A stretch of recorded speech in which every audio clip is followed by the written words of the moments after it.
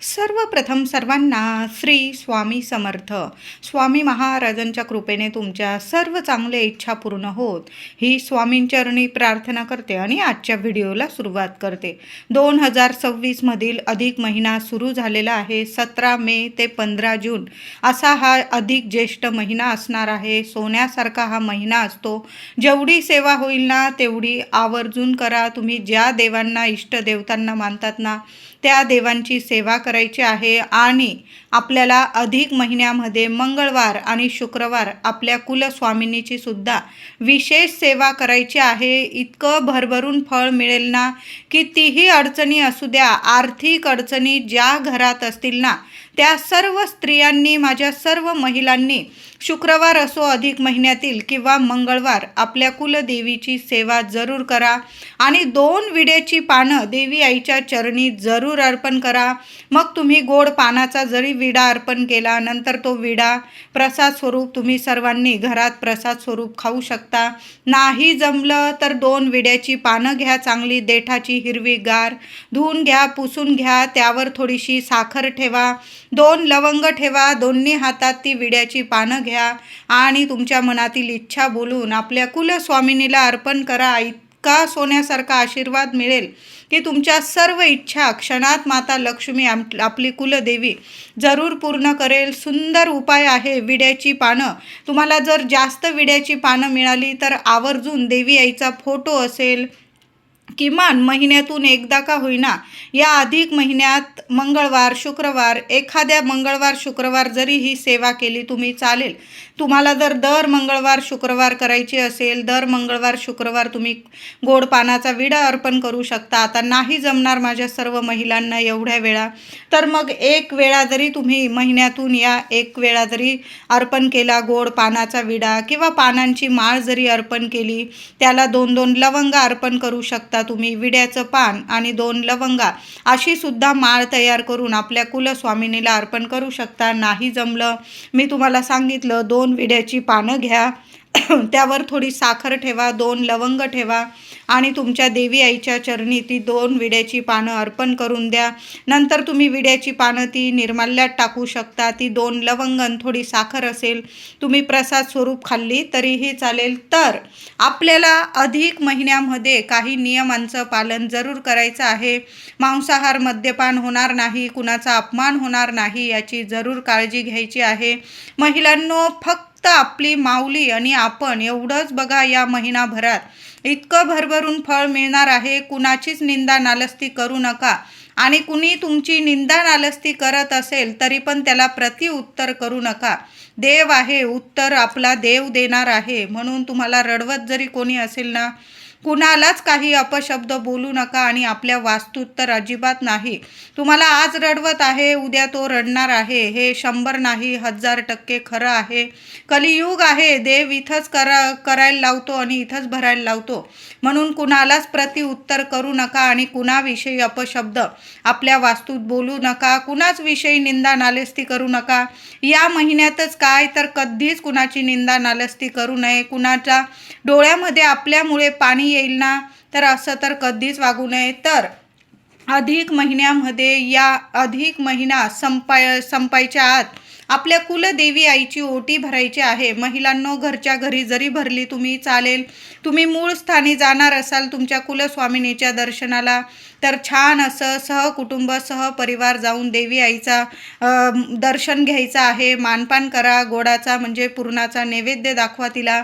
काही घरांमध्ये अधिक महिन्यामध्ये दर्शन घेतलं जात नाही, काही घरांमध्ये घेतलं जातं. तुमच्या परंपरेनुसार तुम्ही जर जात असाल देवी आईच्या दर्शनाला तर तिथं तुम्ही मूळ स्थानी जाऊन देवी आईची ओटी वगैरे भरा, मानपान करा, तिचा छान असं दर्शन घ्या. आता नाहीच जमलं सगळ्यांना, मग घरच्या घरी जरी आपल्या कुलदेवी आईची ओटी भरली ना तुम्ही तरीही चालेल. तर आपल्या कुलदेवी आईची ओटी तुम्ही खणा नारळाची भरू शकता किंवा साडी चोळीची भरली तरीही चालेल. बघा, तुम्ही 15 तारखेला अधिक महिना संपणार आहे, तर 9 तारखेपर्यंत तुम्ही 9 तारखेपर्यंत किंवा 12 तारखेपर्यंत तुम्ही 9 तारखेला मंगळवार आलेला आहे. शेवटचा अधिक महिन्यातील मंगळवार 9 तारखेला 9 जून 2026 आणि 12 जून 2026ला शेवटचा शुक्रवार आलेला आहे. या दिवसापर्यंत तुम्ही तुमच्या कुलदेवी आईची ओटी घरच्या घरी भरू शकता. तर छान असा जरीच्या काठाचा पीस आणा, ब्लाऊज पीस किंवा साडीची भरत असाल, छान अशी सोनेरी बॉर्डर असेल, छान अशी जरीची साडी आणा, तुम्हाला जेवढी परवडेल तेवढी. ताटात ती साडी ठेवायची आहे. त्यावर सर्व 6 शृंगाराच्या वस्तू, तुम्ही जेवढ्या वस्तू ठेवत असाल देवी आईला ओटी भरताना त्या सर्व ठेवायचं आहे. चांगला पाणीदार नारळ घ्यायचा आहे. नारळ ठेवा. 5 मूठ गहू किंवा तांदूळ ते ठेवायचे आहे. गोड पानाचा विडा ठेवा. वेणी किंवा तुम्ही गजरा वगैरे आणलेलं असेल, फुलं आणलेलं असेल, छान ओटी तयार करून घ्यायची आहे. देवी आईच्या चरणी हळदी कुंकू अर्पण करा. ओटीच्या सर्व साहित्याला हळदी कुंकू लावायचं आहे. आणि ओटीमध्ये ती पुडी मिळते आपल्याला पूजेच्या साहित्यामध्ये, त्यात हळकुंड असतं, बदाम, खारीक, ती पुडीसुद्धा घ्यायची आहे. किंवा तुमच्याकडं सुट्ट असेल, हळकुंड, बदाम, खारीक, बांगड्या वगैरे या सर्व वस्तू 6 शृंगारामध्ये देवी आईच्या चरणी ठेवायच्या आहे. त्या ताटात ठेवा. सर्व साहित्याला हळदी कुंकू लावा. बांगड्या, देवी आईची ओटी भरताना स्वतःच्या हातात सुद्धा हिरव्या बांगड्या भरा आणि ओटीत सुद्धा डझनभर बांगड्या ठेवा किंवा अर्धा डझन ठेवा, पण बांगड्या जरूर ठेवायच्या आहे. आणि हिरव्या रंगाला तर खूप महत्त्व आहे. देवी आईच्या ओटीत हिरव्या बांगड्या, हिरवा चांगला पानाचा विडा या वस्तू जरूर ठेवा. छान असं ओटीचं ताट हृदयाजवळ घ्यायचं आहे. तुमच्या मनातील इच्छा बोला आणि देवी आईच्या चरणी 5 वेळा टेकवून तुम्ही ती ओटी अर्पण करायचं आहे. आता तुमच्या घराजवळ जर देवी आईचं मंदिर असेल तर ते ओटीचं सर्व साहित्य तुम्ही देवी आईच्या मंदिरात दुसऱ्या दिवशी जरी अर्पण करून आलात चालेल. आता नाहीच तुमच्या घराजवळ ओटीचं साहित्य देण्यासाठी मंदिर, मग तुम्ही ते साहित्य स्वतः जरी वापरलं ना महिलांनो चालेल. ज्या वस्तू असतील, वेणी वगैरे, गजरा तुम्ही डोक्यात माळू शकता. खण असेल तुम्ही शिवू शकतात, ब्लाऊज वगैरे, साडी तुम्ही नेसू शकता. पानाचा विडा प्रसाद स्वरूप खा. आणि जे ओटीचं नारळ असेल ना ते एखाद्या देवी मंदिरात चढवण्या किंवा तुम्ही ते फोडून खाऊ शकतात, कारण आपण देवी आईची ओटी भरलेली आहे. ते ओटीचं प्रसाद स्वरूप तुम्ही सर्व साहित्य स्वतःसुद्धा वापरू शकता. अशाच पद्धतीने अधिक महिन्यामध्ये तुमच्या आईची सुद्धा ओटी भरायची आहे. आईच्या तुम्ही घरी गेलात, तुमचा मानपान होत आहे, तिथं तुम्हाला वाणाला बोलवलेलं आहे, तर तुम्ही सुद्धा आईला घरी बोलवा. तिला जेवण खावण करा, तिचा मान सन्मान करा, तिची खणा नारळाची, साडी चोळीची, तिची ओटी भरा. आणि त्या ओटीमध्ये सुद्धा आईला सुद्धा एक गोड पानाचा विडा द्या. बांगड्या, हिरव्या बांगड्या डझन 2 डझन जेवढ्या तुमची मम्मी घालत असेल आई, तेवढ्या बांगड्यासुद्धा. हिरव्या बांगड्यांना खूप महत्त्व आहे अधिक महिन्यामध्ये. तुम्ही स्वतःसुद्धा बांगड्या भरा आईकडून आणि तुम्ही आईला सुद्धा बांगड्या भरा. आता तुमची सासू असेल, सासूला सुद्धा तुम्ही अधिक महिन्यामध्ये बांगड्या भरू शकता. असं नाही की आईला करतोय मग सासूला नाही, तर आपली आईच असते ती, तर तिला सुद्धा गोड पानाचा विडा द्या. तिला खणा नारळाची ओटी नाही भरू शकत तुम्ही एकाच घरातले आहे म्हणून, पण एक साडी तर तुम्ही तिला आनंदाने काहीतरी भेट वस्तू म्हणून दोन्ही आईंना तुम्ही आईची ओटी भरा, तुमच्या जन्मदेती आईची. आणि आपली आई असेल सासू आई, तिला एक छान भेट म्हणून तुम्ही साडी जरी दिली ना तरीही चालेल. तिला छान अशा हिरव्या बांगड्या भरा, तिला सुद्धा गोड पानाचा विडा द्या. बघा दोन्ही घरात इतका आनंद निर्माण होतो ना की कशालाच कमी राहत नाही. अखंड लक्ष्मी नांदते. अशा प्रेमाने जर आपण अधिक महिन्यामध्ये सर्वांचा मान सन्मान केला ना तर त्या घरांमध्ये, दोन्ही घरांमध्ये इतका आनंद येतो, इतका आनंद निर्माण होतो की साक्षात लक्ष्मीनारायण भरभरून आशीर्वाद देतात. आणि अशा आनंदी घरांमध्येच माता लक्ष्मी प्रसन्न राहते. म्हणून दोन्ही घरांचा मानपान महिलांनो तुम्ही करू शकता अशा पद्धतीने. आणि आपल्या कुलदेवी आईची ओटी तर आवर्जून भरा. मी सांगितलं महिना संपण्याच्या आत जरूर भरा. आणि रोज झालं तर देवी आईला कुंकुमार्चन जरूर करा. संध्याकाळी नित्य नियम बनवून घ्या. तुम्ही सकाळी पण करू शकता ही सेवा. नाही जमलं माझ्या महिलांना संध्याकाळी करा. दिवा अगरबत्ती लावून घ्या.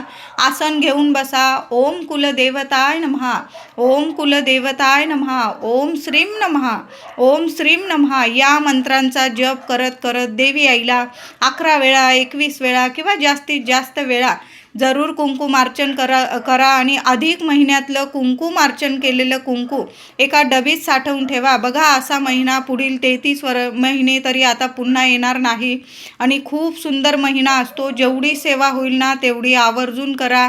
देवी आईला दर मंगळवारी जरी तुम्ही कुंकुमार्चन केलं, रोज नाही जमलं तुम्हाला, मंगळवारी करा, शुक्रवारी करा, पण आवर्जून करा.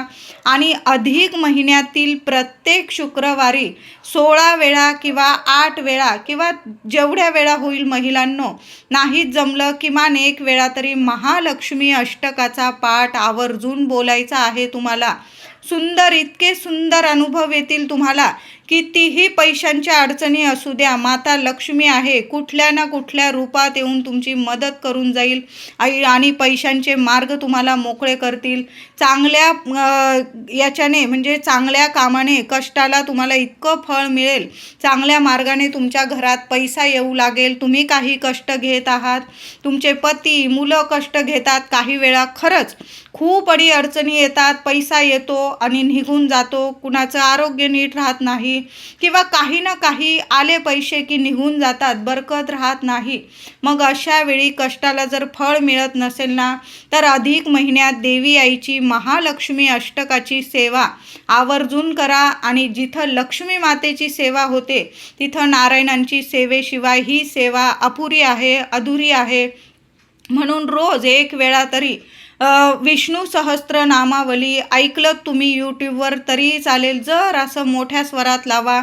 लक्ष्मीनारायणांची, आपल्या माऊलीची, आपल्या देवांची सेवा आपल्या वास्तूला सुद्धा ऐकू द्या. वास्तू नेहमी प्रसन्न राहील आणि अशा प्रसन्न वास्तूत जिथं नारायणांची सेवा होते ना, तिथं माता लक्ष्मी आपला उंबरठा सोडून कधीच कुठं जात नाही. व्यंकटेश स्तोत्राची सेवा करू शकता तुम्ही, 3 दिवसाची सेवा करू शकता किंवा महिनाभर जेवढ्या वेळा तुम्हाला व्यंकटेश स्तोत्र पठण करता येईल ना तेवढ्या वेळा जरूर करा. सकाळी करा, संध्याकाळी करा, कुणी तर रात्री 12 वाजता सुद्धा सेवा करतात.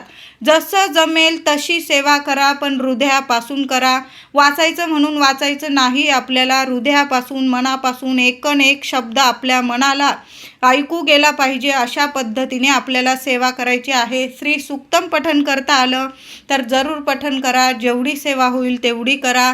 श्री स्वामी चरित्र सारामृताचं 1 जरी पारायण झालं ना, तुम्हाला जास्त करायचे तुम्ही करू शकता, पण किमान अधिक महिन्यात 1 तरी पारायण जरूर आपल्या घरात छान करा. तुम्हाला गुरुचरित्राचं पारायण करायचं असेल तर तुम्ही या अधिक महिन्यात जरूर करू शकतात. त्याचबरोबर अधिक महिनाभर महिलांनो, संध्याकाळचा एक नियमच बनवून घ्या. 4 दिवस वगैरे असतील तर माझ्या दादांनी जरी दिवा अगरबत्ती केली चालेल, पण माझ्या सर्व महिलांनी संध्याकाळचं रुटीन बनवून घ्या. संध्याकाळी दार वगैरे बंद करून कुठंच जाऊ नका. जरासं नंतर जा किंवा आधीच जाऊन या, पण ऐन संध्याकाळी 6:30 ते 7:30 आपलं दार, मुख्य दार तरी उघडं ठेवा, खिडक्या उघडं ठेवा. मुख्य दाराशी दिवा, तुळशीजवळ दिवा, छान धूप, दीप, अगरबत्ती, सुवासिक आपलं घर इतकं प्रसन्न करून ठेवा की माता लक्ष्मी इतकी प्रसन्न झाली पाहिजे की दुःख दारिद्र्य नावाला सुद्धा काय 100 जन्म तुमच्या उंबरठ्यावर सुद्धा फिरकलं नाही पाहिजे, असं आपलं घर करून ठेवायचं आहे. महिलांनो, संध्याकाळी आपलं मुख्य दार उघडं ठेवा. मच्छर येऊ द्या, पण आपलं मुख्य दार जरूर उघडं ठेवा. दिवा अगरबत्ती करा. 2 लवंग रोज जाळता आला तुम्हाला उंबरठ्यावर जाळा किंवा तुमच्या देवघरासमोर माता लक्ष्मी समोर जरी जाळल्या. कापूर जाळा, 1-2 तुकडे कापूर. नाही जमलं रोज तर अधिक महिन्यातील मंगळवार किंवा शुक्रवार माता लक्ष्मी समोर कापूर जाळा आणि त्यावर 2 किंवा 5 लवंग आवर्जून जाळा. संपूर्ण घरात तो कापूर धूप फिरवा. आपल्या मुख्य उंबरठ्यावर सुद्धा मातीच्या पंतीत तुम्ही कापूर जाळू शकता.